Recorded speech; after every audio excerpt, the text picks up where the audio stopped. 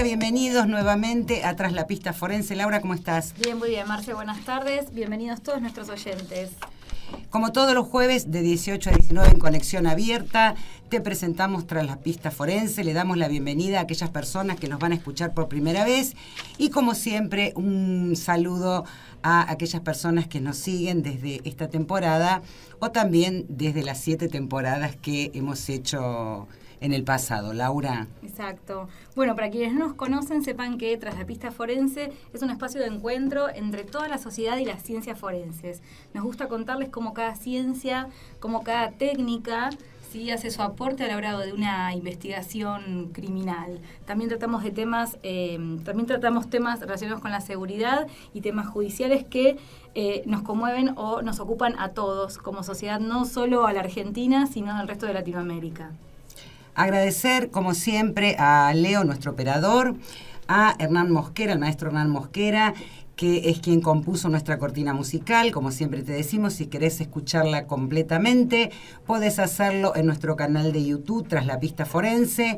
Y también un saludo a la gente de Comunicación Estratégica 89 Line Pierre, que es la encargada de precisamente la comunicación estratégica de nuestro programa. ¿Qué sería de nosotras sin ellas? Así que les mando un saludo grande a todo el equipo. ¿Nos presentamos? Dale.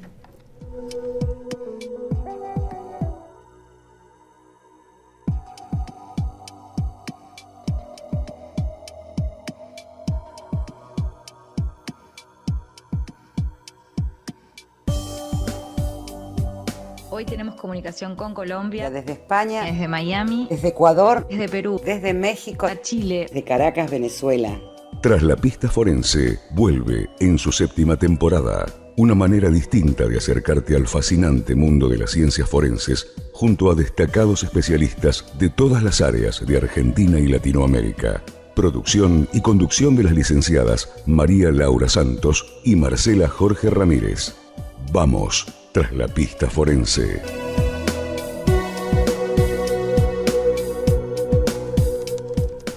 Bueno, Laura, nos vamos a contactar con México, con nuestra querida México, con el ingeniero en computación del Sistema Estatal de Informática, José García. Hola, José, buenas tardes. Hola, ¿cómo estás? Mucho gusto, es un placer estar aquí. El placer es nuestro, José. Muchas gracias por aceptar la entrevista. Bienvenido a Tras la Pista Forense. Gracias a ustedes por invitarme y cuando gusten. Dale. José, cuando hay elecciones en un país, elecciones presidenciales, lo hemos visto cuando fue la última elección en Estados Unidos, aparecen vocabularios de la informática que por ahí todavía no nos queda muy en claro. Y queríamos charlar con vos sobre todos estos nuevos vocabularios, trolls, bots, hacker, fake news, todas esas palabras que aparecen en el mundo de la informática y ver de qué manera pueden influenciar en una sociedad.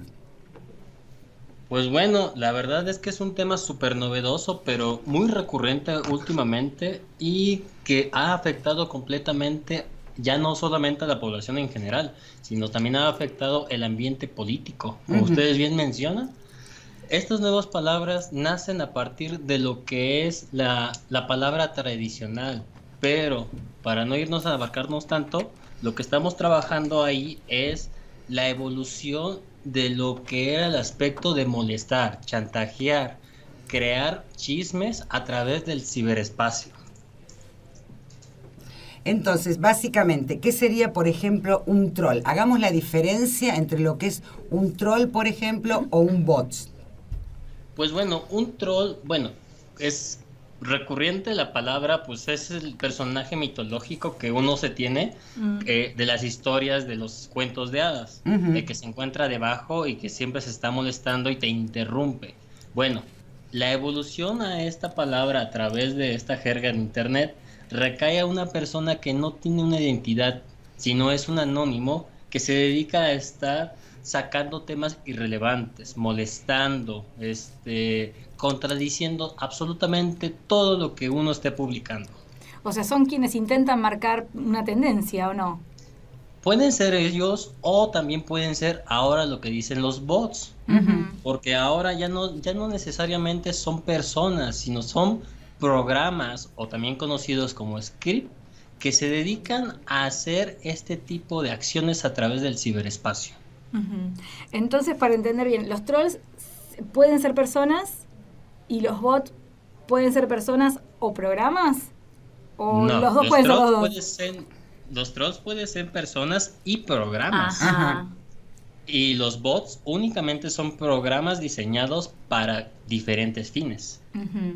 Por ejemplo, ¿qué fin podría tener un bot? ¿Cuál es el fin de ese programa? Bueno, te voy a dar dos ejemplos muy usados en la actualidad. Sí. Por ejemplo, todos los servicios de Amazon de teleayuda o de consultas a través de la página web, cuando tú quieres hacer una compra por primera vez, te sale una ventanita que te dice, ¿necesitas ayuda? ¿Gustas que te busque algo? Eso es un bot. Es un asistente, en el caso particular de Amazon, es un asistente que te ayuda o que te guía a realizar una compra satisfactoria de tu producto. Bien. Pero eso, evolucionando a una parte delictiva o, en este caso, a un punto de desorden social, eso puede ser transformado para hacer noticias falsas, los famosos fake news, y hasta manipular la información de lo que nosotros conocemos. Ahora, uno se imagina, por ejemplo, un lugar donde hay muchas personas sentadas frente a una computadora, personas pagas, que es lo que se hablaba en algún momento en nuestro país, tratando de cuestionar algún mensaje en Facebook o algún mensaje en alguna de las redes sociales o alguna información. Uno se imagina un grupo de personas que están siendo pagas y contestando eso, ¿no? ¿Es así? Ya no es así. De hecho, como existe la automatización de procesos, sí, realmente un único programa puede hacer una infinidad de cosas. Anteriormente había varios grupos de personas que se dedicaban a hacer este tipo de noticias. Vamos a suponer una noticia falsa, un fake news, que se encargaban de hacer las publicaciones de manera tan rápida que se volviera una tendencia. Sí. Actualmente en México y en gran parte del mundo ya existen granjas especializadas para esto. Eso te iba a preguntar, las granjas. Sí, las granjas, de hecho, en México se dio un caso muy particular en las elecciones presidenciales que estuvieron el año pasado, en donde se generaron demasiadas falsas noticias y ya no era el clásico, ¿cómo decirlo?, juego sucio, sino era la evolución del juego sucio a través del ciberespacio. Y José, nosotros creo que empezamos a conocer un poco de esto a través de la última elección presidencial en los Estados Unidos, pero por lo que vos comentás, también se da en México, ¿no? ¿Y de qué manera puede repercutir esto en una sociedad? Vos, por tu especialidad, ¿crees que la gente, el ciudadano común, conoce de esto, se deja llevar por estas falsas noticias? O al menos en México, por ejemplo. Pues te lo pongo sencillo y claro. La mayor parte de la gente no se pone a leer todo lo que publican a través de las redes sociales. Se lee solamente el primer párrafo y la mayor parte es el título principal. Sí. Por lo tanto, es casi imposible tratar de frenar este tipo de tendencias. Pero yo digo, por ejemplo, cuando vos ves una noticia y empezás a ver los comentarios, ¿no?, en la red social que sea, y ves que o habla mal o habla bien de determinada persona, ¿vos crees que aquellas personas que están leyendo los comentarios se sienten influenciadas? La gente tiende, si está de acuerdo con esa información, sea falso o no, ¿no? La persona cree en esa información, que ella también produzca un comentario sin analizar si lo que leyó antes es falso o puede venir de un trolls. La reacción del ciudadano común frente a una noticia falsa, no la chequea, contesta. Bueno, aquí me retomo mucho a un pasaje, bueno, no un pasaje, sino a uno de los grandes pensadores e iniciadores de lo que es el área computacional, y me refiero a Alan Turing. Alan Turing tenía un pensamiento muy diferente al que estamos manejando. Sí. Pero hay una película que se llama El juego de la imitación. Entonces, hago referencia a esto por lo siguiente. Tú me dices, ¿tú crees que la gente que está haciendo esas publicaciones está influenciada? Yo te preguntaría, ¿tú crees que es gente la que está haciendo esas publicaciones? No, yo digo el ciudadano común que lee la publicación. Viste que a veces uno tiene o por lo menos lo que uno ve, que se viralizan información o informaciones que cuando vos vas a chequearla ha sido una información falsa.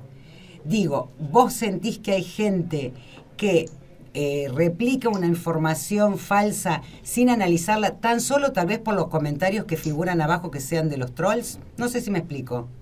Sí, claro que sí, sí te explicas. Y sí, desafortunadamente, gran parte o la mayor parte de las personas que leen o que están dentro de estas redes sociales hacen transmisión de la información sin necesidad de saber si es verídica o no es verídica, si es un juego o lo que sea. Por ejemplo, ahorita está la famosa tendencia de los memes, los famosos memes, que están siendo, ¿cómo se dice?, limitados por el algoritmo de censura de Facebook, y eso ahora es una nueva tendencia.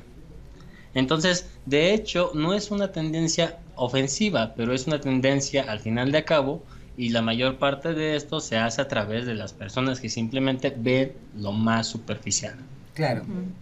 Yo, mientras hablaba, José, lo primero que me vino a la mente, más allá del episodio en Estados Unidos, sí me vino una serie de Estados Unidos que es Homeland, no sé si la vieron, pero en una de las últimas temporadas muestran cómo, digamos, representando lo que supuestamente ocurrió en Estados Unidos con la influencia de Rusia, bueno, te muestran cómo es esto de una sala repleta de gente eso pensaba, ¿no?, atacando un comentario u opinando sobre determinada foto, republicando y viralizando determinada información.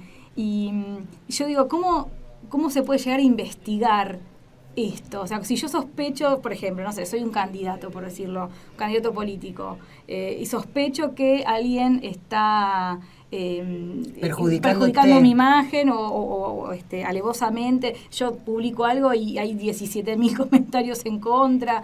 ¿Cómo se investiga eso? ¿O simplemente hay que soportarlo? Mira, por ejemplo, en México acaba de crearse o está en proceso de aceptación por parte de nuestros senadores la ley de protección de datos, pero con fines políticos. Esta ley permite, o mejor dicho, obliga a los funcionarios públicos a no eliminar sus cuentas públicas, es decir, sus cuentas de imagen pública.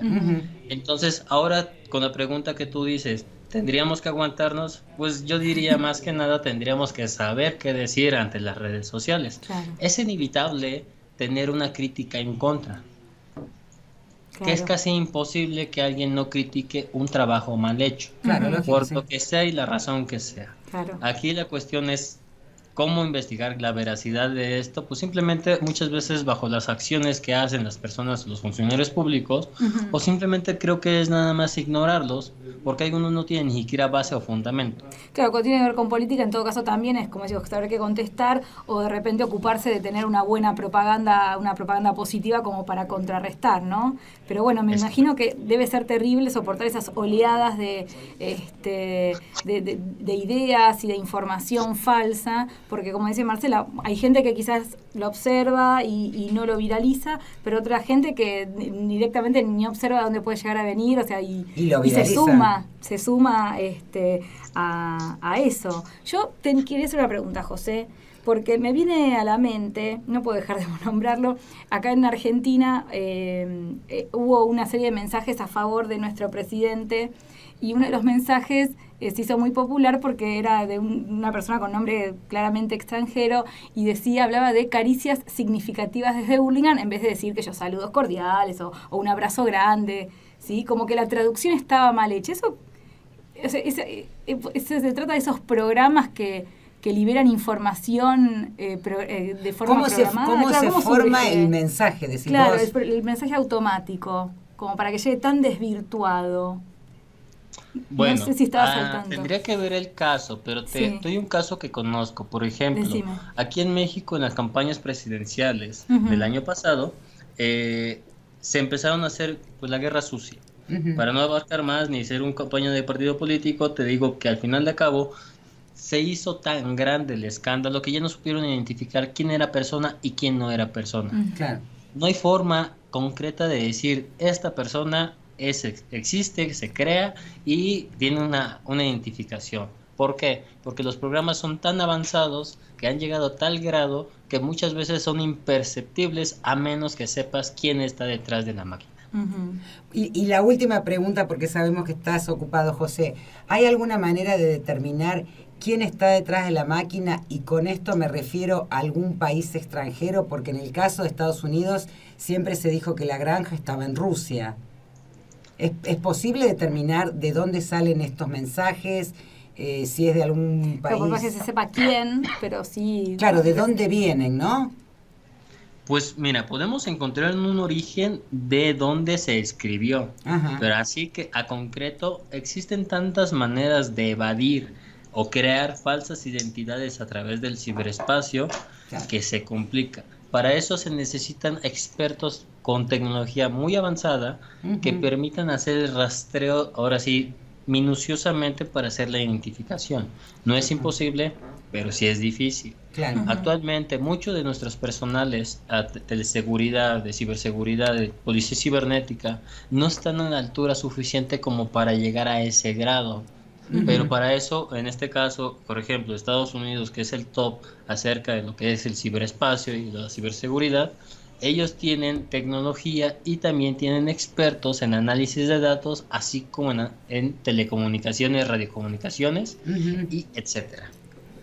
Así que, Ok. bueno, Estados Unidos puede decir de dónde viene, nosotros todavía no. José, de No Hurlingham. puedo decirlo así, pero yo recuerde, las nuevas reformas que tiene Argentina con respecto a ciberseguridad Sí. son las más avanzadas en Latinoamérica. mira qué buena noticia. Entonces, de hecho, si no mal recuerdo, parte de su formación o su plataforma de cibergobierno está creado en lo que es el famoso open source Ujú. o el software libre, que eso ha permitido tener una gran ventaja a nivel Latinoamérica con lo que es el ciberespacio y la ciberseguridad. Bueno, muy buena la información que nos estás dando y también para nuestra audiencia, aquellos que nos escuchan de Argentina, en algo estamos avanzados. José, muchísimas gracias por tu participación, gracias por aclararnos, como decía al principio de la entrevista, estos términos, que por ahí para los millennials y los centennials es un término cotidiano, pero por ahí para la gente de más edad son cosas que escuchan y no lo tienen muy en claro, así que, bueno, de esta manera, que la audiencia que nos sigue y ya tiene un poquito más de 30 y de 40, se familiarice y sepa qué son cada una de estas palabras. Gracias, José. Al contrario, muchísimas gracias por su invitación y cualquier cosa, pues ya saben, aquí estamos para servirles. Muchas Gracias, gracias. muy amable. Buenas tardes. Hasta luego.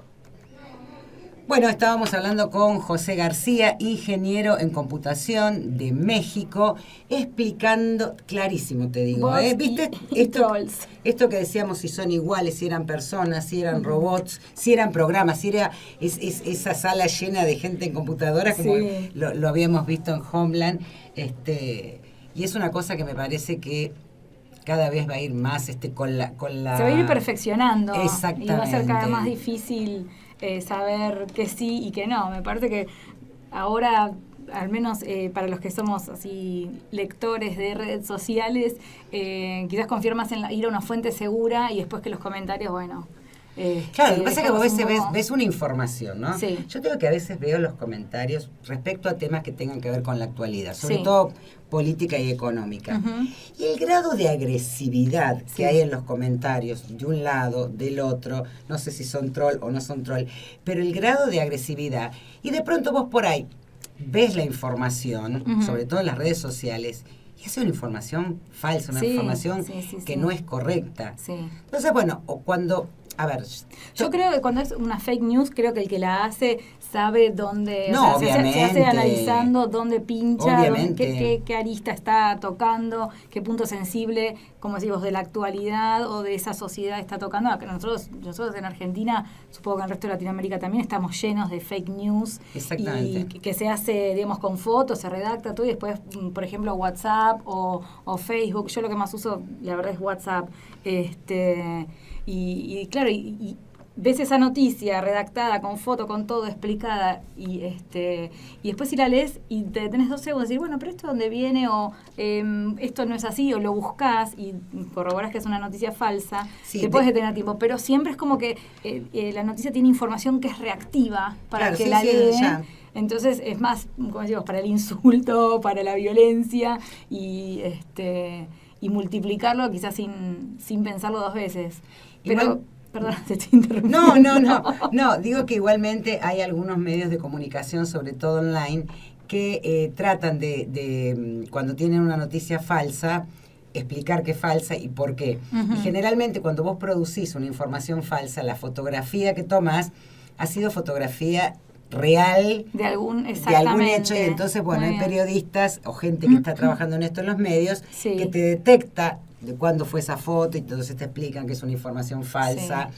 Pero bueno, si vos venís, como vos decís en las redes, viendo rápido y hay algo que no te gusta, bueno, por ahí lo compartís, ayudás a la viralización con una información falsa. Entonces, yo pienso, no me quiero poner a filosofar, pero pienso también que esto de la viralización, también está relacionado con una franja etaria. Como que quizás a los más jóvenes, a los sub 30, sub 25, no les pasa tanto, pero a la gente que es mayor de 35, 40, 50, 60, es como que cree más. Yo no sé si es porque, digamos que los chicos más jóvenes ya se crían y se forman con esta idea de interacción en internet y de lo que quizás no es tan cierto, y quizás nuestras generaciones y las anteriores a nosotros es como que lo toman como la cierto. Noticia siempre, o sea, el periódico siempre tenía razón, el noticiero siempre tenía razón. Pienso, ¿no?, que quizás tenga que ver con eso de que estamos configurados más para aceptar la información que viene de la red, del noticiero, o sea, del lugar de referencia. Pienso que tiene que ver con eso. Puede ser. Así que bueno, estar atentos, no confíen en nada, verifiquen todo. Sí, no, y si tenés duda antes de... Claro, lo que pasa es que ahora todo es velocidad. Lo viste el celular, lo compartís. Sí. Pero bueno, si tenés tiempo y hay algo que te hace ruido, bueno, tratar de chequear la información. Yo creo que ese es el punto, si te hace ruido. Si hay algo, una noticia, algo que te indigna en algún punto, dale una nueva leída.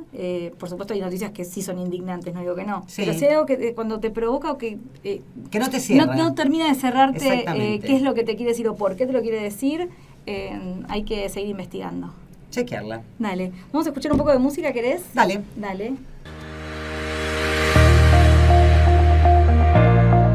¿Querés un buen asesoramiento, seguridad, confianza y honestidad a la hora de contratar un seguro? ATM Marítimo. Agencia autorizada. Calle 53, número 2991/2997. Esquina 130, Hudson. Teléfono 2915-6154. Asegura con la tranquilidad que vos mereces. Hernán Mosquera compuso nuestra cortina musical.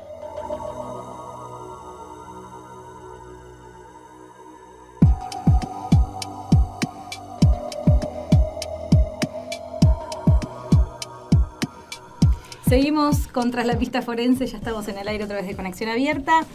Queremos contarles cómo pueden contactarnos. Dale. Pueden hacerlo a través de nuestras redes sociales, en Instagram, Tras la Pista Forense, en Facebook, Tras la Pista Forense, tenemos canal de YouTube, Tras la Pista Forense, nuestra dirección de correo electrónico, traslapistaforense@gmail.com.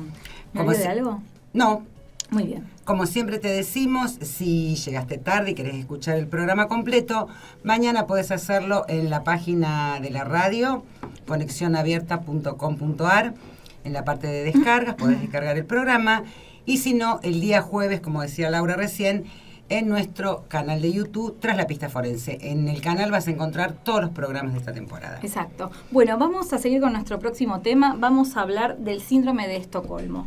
Déjame hacer una breve introducción. Queremos contarles que, bueno, el 23 de agosto de 1973, en la ciudad sueca de Estocolmo, hubo un asalto a un banco. ¿Sí? Un tal Olsson ingresó al banco y tomó durante 6 días de rehenes a unas 4 personas.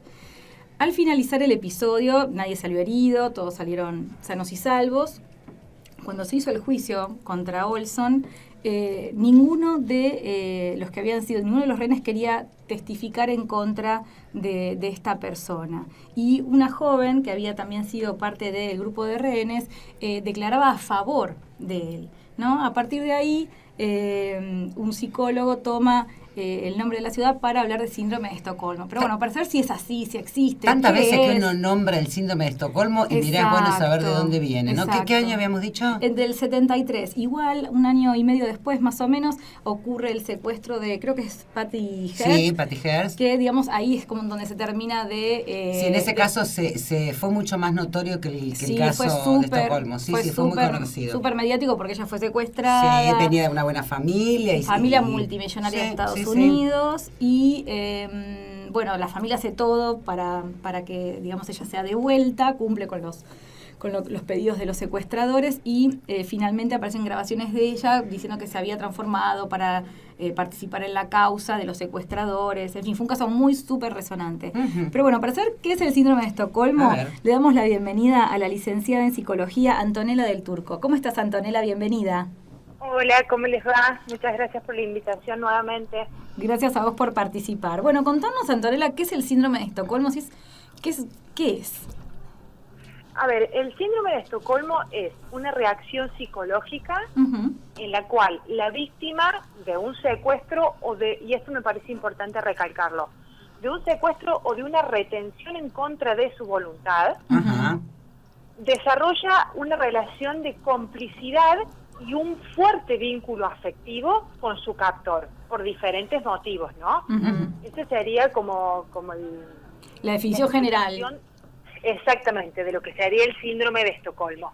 Comúnmente se lo relaciona con secuestros, como ustedes decían. Yo cuando Marcela me contactó para que habláramos de este tema, le decía que yo recordaba en el 2001, 2002, cuando fue el boom de secuestros en Buenos Aires, que los veía por el noticiero, que siempre hablaban de esto, ¿no? Porque había habido casos donde las víctimas, bueno, habían jugado a favor de sus rehenes.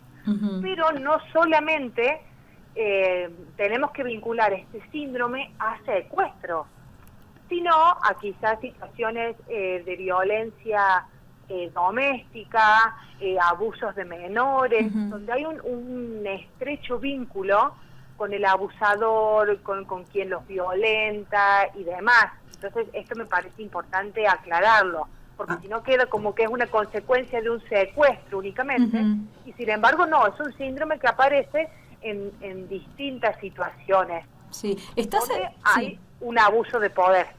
¿Está aceptado por la psicología el síndrome de Estocolmo? O sea, es un concepto que, como es tan reciente, digo, o es algo que se habla entre colegas. No, es más, en el DSM, que es nuestro manual de diagnóstico de enfermedades mentales, el síndrome de Estocolmo está encasillado en los trastornos disociativos. No lo diagnosticamos como síndrome de Estocolmo, digamos, esto es como un poco más vulgar, digamos, pero sí es un síndrome que tiene sus síntomas característicos y que se trabaja, llegado un caso, porque ustedes imagínense que muchas veces sucede, en la clínica particularmente no me ha tocado trabajar con ningún paciente que ha tenido un secuestro, un secuestro en el sentido de que viene una persona extraña, me lleva, me tiene 10 días en un lugar, no sé dónde estoy, como uno ve por la tele o en las películas. Sí. Pero sí, uno ha trabajado quizás con mujeres víctimas de violencia familiar, con personas que son víctimas de violencia en su trabajo, donde en algún punto empiezan a justificar estas acciones del abusador o de esta persona con más poder. Y ahí empezamos a ver, digamos, este síndrome porque a ver, aparece una relación de complicidad en esto de que digo, bueno, no, sí, me llegó, me gritó, pero tenía razón, él llegó y no estaba la comida hecha, y él que se la pasa trabajando, y yo en casa me demoro. A ver, hay una complicidad. Claro, sí, se entiende. Muchas veces que cuando se hacen denuncias y demás, después la situación judicial no se lleva a cabo porque hay un vínculo afectivo muy grande. Claro, y la víctima no termina denunciando al victimario. Exactamente, ¿sí? Está bien. Yo tenía, porque la duda, vos estás hablando de violencia familiar, ¿no? Por ejemplo, en el caso de violencia familiar, la víctima conoce previamente a su victimario, incluso puede tener una relación amorosa o de afecto previa, ¿no? En cambio, al menos la imagen que uno tiene del síndrome de Estocolmo, que se da no solo en el caso de rehenes, pero siempre con personas desconocidas, ¿puede ser? ¿Se hace esta diferencia o no? ¿O se habla, como decís? Sí, decime. Lo que pasa es que las causas para que surja este síndrome suelen ser bastante parecidas, porque, por ejemplo, a ver, en ambos casos la víctima va a querer salir lo más ilesa posible de la situación. Claro. Entonces, en ambos casos va a cooperar, o va a cooperar con el secuestrador, o va a intentar cooperar con esta persona que vive en su casa para tener el menor daño posible, por ejemplo. Sí. Después, a ver, en ambos casos hay una situación que para el secuestrador o el violento, por ejemplo, por decirlo así, sí, empieza a ser incontrolable. Entonces necesita que esta víctima sea partícipe en el sentido de ayudarlo, de acompañarlo. Entonces se los va haciendo partícipes en ambos casos. Yo como secuestrador necesito que esta persona no grite, que cuando hable con la familia le diga lo que yo quiero que le diga y no dé datos de más, pero yo como quizás esposo o esposa violenta necesito que mi pareja no le cuente a los amigos, no le dé demasiados detalles a la familia. No sé si me explico. Hay una correlación. Entonces, aunque nos parezcan dos situaciones muy lejanas, porque en una situación de pareja yo elijo a mi pareja independientemente si después es violento o no y sufre esta situación, y en el otro quizás me secuestra un desconocido para mí, porque lo más probable es que para ellos yo ya sea una víctima conocida o tengan un seguimiento mío. Hay cuestiones que se asemejan. Ahora, Antonella, ¿hay cierta característica en la víctima? Porque, por ejemplo, vamos a suponer, como decíamos recién Laura, en el asalto a un banco, ¿no? ¿Cuántos casos se han dado de personas que hayan sufrido el síndrome de Estocolmo? La mayoría de la gente no simpatiza, por así decirlo, con el asaltante. Mi pregunta es, ¿hay alguna característica en las víctimas? ¿Es el miedo? ¿Qué puede ser que una persona frente a un atacante, a un agresor, a alguien que lo esté privando de la libertad, pueda terminar siendo cómplice, entre comillas? Y a ver, como base hay una gran presión psicológica que tiene que ver con el que esa persona rehén se está sabiendo aislado, amenazado, no sabe qué está sucediendo afuera, pero también quizás tenga que ver con cuestiones más personales, de alguna debilidad psicológica, de creerse este cuento que te están contando, ¿no es cierto? Sí. Y también de saber que este secuestrador, que esta persona que está realizando este robo y demás, tiene el poder de la situación, y yo ante eso me sé indefenso totalmente. Yo había... Sí, disculpa. No, que, a ver, no tengo la capacidad para defenderme, no tengo las armas para defenderme. Es una situación que a uno en algún punto hasta lo infantiliza. Claro. En el sentido de, bueno, está esta persona con tanto poder, yo como si fuera este niño pequeño que dependo de él para que todo salga bien, para que esté contento, para que las cosas no se vayan de las manos. Claro, y lo que yo te iba a decir es que yo había leído que, digamos, el objetivo, ¿qué hace que sea propicio, digamos, esa esa empatía entre las partes es que los dos quieren salir de eso, en el caso de un secuestro, digo, ¿no? Ilesos o quieren, como vos decías al principio, obtener un resultado determinado. Entonces eso ya promueve... claro, la cooperación. La cooperación. Y claro, de un secuestro, tanto el secuestrador como el secuestrado quieren que esto salga lo mejor posible, porque ya si hay algún daño físico o alguna muerte, al secuestrador ya lo complica. Claro, sí, sí. Ambos dos se quieren vivos. Exacto. Digamos. Y yo creo entonces, que... Sí, decime. No, que entonces digo, esa desesperación hace que, bueno, uno coopere. Exacto. Cuando te dicen, no sé, da poca información, bueno, poca información, esto, lo otro, porque mi meta es como que comparten la meta en ese momento. Sí. Y lo que sorprende quizás en esos casos es que, por ejemplo, pienso, ¿no? Una vez que una persona sale de la violencia familiar, ¿no? Y sale del entorno, una vez que hace la denuncia, es como que, bueno, ya detecta, o sea, para seguir adelante tiene que cambiar el eje de su cabeza y decir, bueno, en realidad no está bien que me golpeen, o sea, cambia la perspectiva y ve al otro como un agresor, como un violento. Pero por lo que estuvimos viendo en los casos que mencionamos al principio, una vez que finaliza el instante de presión o de tensión, que es el secuestro, después, o sea, la empatía continúa, más allá de que se haya aliviado el punto de tensión, ¿no? Y sí, y ahí hay que hacer como un gran trabajo, digamos, porque también entra a jugar la culpa de uno, claro, y los reproches que se hace uno. Entonces, bueno, si yo hubiese hecho tal cosa, no hubiese pasado, no se hubiese enojado, no me lo hubiese hecho, ¿no? Y tenemos que entender, a ver, que estas cuestiones tienen como base patologías de otras personas que lo llevan a hacer esto, ¿no? Claro. No todos podríamos ser secuestradores, no todos podríamos ser violentos, no todos podemos ejercer ciertos papeles. Sí. Yo estaba pensando, Antonella, se me vino ahora a la mente, ¿no? Una serie muy, muy famosa por estos tiempos, que es La Casa de Papel, ¿no? Cómo a través de, sin tratar de hacer spoiler a aquel que no la vio, yo no la vi, pero cómo a través, sobre todo de la primera temporada, los secuestradores van ganando la simpatía, a pesar de que están cometiendo flor de delito, de los rehenes. Entonces mi pregunta es, ¿no?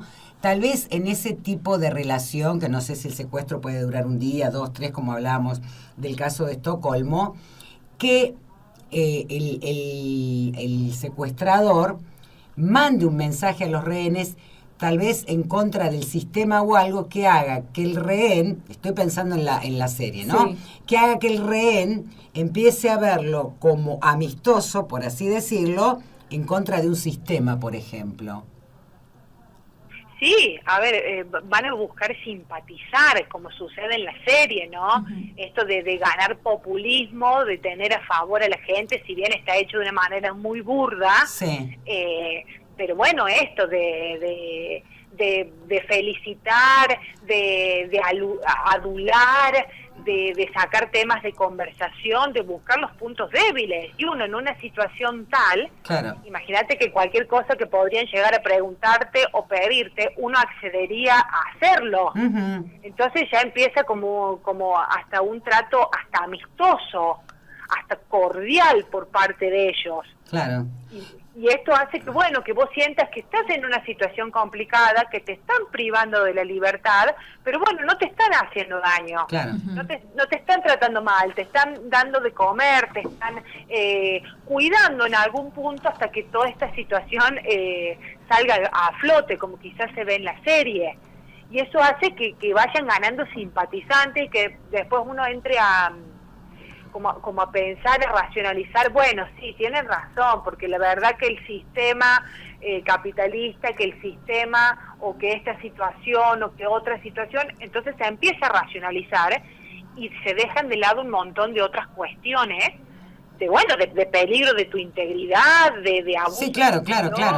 Sí. Yo, Laura, el caso de Patty Heard fue una cosa similar. O sea, claro, ella era de una familia tan rica. No sé qué le habrá dicho los secuestradores, pero ella sale con otra mentalidad, repudiando la riqueza de su familia, el sistema capitalista. Quiere decir que ahí ha habido una conexión y un diálogo, una transmisión de ideología, digamos, Sí. de algún sentido de los secuestradores para con ella, porque sale con su cabeza totalmente cambiada en contra de lo que era su propia vida y su propia familia, Ujú. ¿no? Sí. Sí, sí. Y se sale de esto, ¿no? Con terapia. Sí. Son Ujú. cosas, como digo, que hay que trabajarlas mucho, porque bueno, hay que modificar como una estructura de pensamiento, ¿no es cierto? Por lo general, la persona que se siente víctima en un ámbito suele sentirlo en los otros ámbitos en los que se mueve. No es que yo voy a trabajar y bueno, sé que soy buena en el trabajo que hago, sé lo que valgo laburando, sé cómo hacerlo, y llego a mi casa y estoy tan sumisa, tengo tanto miedo, trato de no hacer enojar a mi pareja o a mi padre o a quien ejerza la violencia. Por lo general suelo ser víctima en mi trabajo, con mi grupo de pares, en mi casa, es una constante. Entonces, si bien suele salirse de alguno de estos ámbitos que es más nocivo que los otros, es un gran trabajo de autoestima, de realización personal, de un montón de cosas, de un montón de aspectos de la personalidad. Pero sí, se puede trabajar. Qué difícil. Sí, pero bueno, está bueno siempre mencionar la parte esperanzadora de que bueno, que es posible tratar, pero debes de jugar mucho la culpa. Me imagino yo, por ejemplo, no sé, de como vos decías, de darte cuenta que estuviste en una situación abusiva o de no valorarte. Debe ser bastante duro de trabajar. Sí, porque hay un sentimiento de culpa muy grande, hay una desvalorización muy grande. Hay un sentimiento de no pertenencia a ningún lado, entonces nada de lo que haga va a estar bien o nada va a alcanzar. Y la persona sufre mucho por esto, pero el tema es que no llega a darse cuenta que no es esa la total realidad de su vida, sino que quizás hay muchas cosas que hace bien, hay un montón de ámbitos en los que se maneja muy bien, pero es una cuestión de percepción personal. Entonces es un trabajo como muy arduo para que la persona pueda darse cuenta de esto, para ir buscando las herramientas para cambiarlo, y bueno, y de a poquito, hasta que un día sin querer sumaste esfuerzos, y estás como parado en la vereda del frente de esta situación, ¿no? Sí, perfecto. Bueno, Antonella, muchísimas gracias por haber participado del programa, por habernos esclarecido esto, este trastorno disociativo, ¿no? Como dijiste al principio, ¿estoy diciendo bien? Sí, está bien. Que bueno, conocido, digamos, vulgarmente como síndrome de Estocolmo y que abarca tantos aspectos. Permitime, Laura, mandarle un cariño enorme, no solo a la licenciada del Turco, sino a toda la querida provincia de Córdoba, especialmente a todos los riocuartenses. Bueno, y desde acá, desde Zampacho, les mandamos... Y a los zampachenses también, a los zampachenses. Y a la gente de Suco también. Bueno, ahí me gustó más, para Suco, Zampacho y todos sus alrededores. Todo el sur cordobés. Entonces. Gracias, Antonella. Un gusto hablar con ustedes, hasta la próxima. Gracias, buenas saludos. tardes. Y te diste el gusto nomás de saludar a todos, ¿no? Y por supuesto. Estuve el fin de semana en Río Cuarto. Sí, bien, lindo. Ya empezaba así a sentirse la primavera. Sí. Lindo. Siempre lindo, volvés hermosos días. contenta de Río Cuarto. Sí, la verdad que sí, mis raíces. ¿Nos vamos a una pausa? Brevísima. Detrás la pista forense. Nos quedan pocos minutitos, Laura, así que bueno, vamos a recordarle a la gente que nos quiera contactar. Puede hacerlo o comunicarse con nosotras a través de las redes sociales, en Facebook Tras la Pista Forense. Darle un cariño enorme a toda la gente que continuamente se está sumando a Tras la Pista Forense. También, bueno, en Instagram, Tras la Pista Forense. Sí. Vos seguime, porque viste que yo con las redes de memoria así. Visitar nuestra página, nos pueden conocer en www.traslapistaforense.com.ar.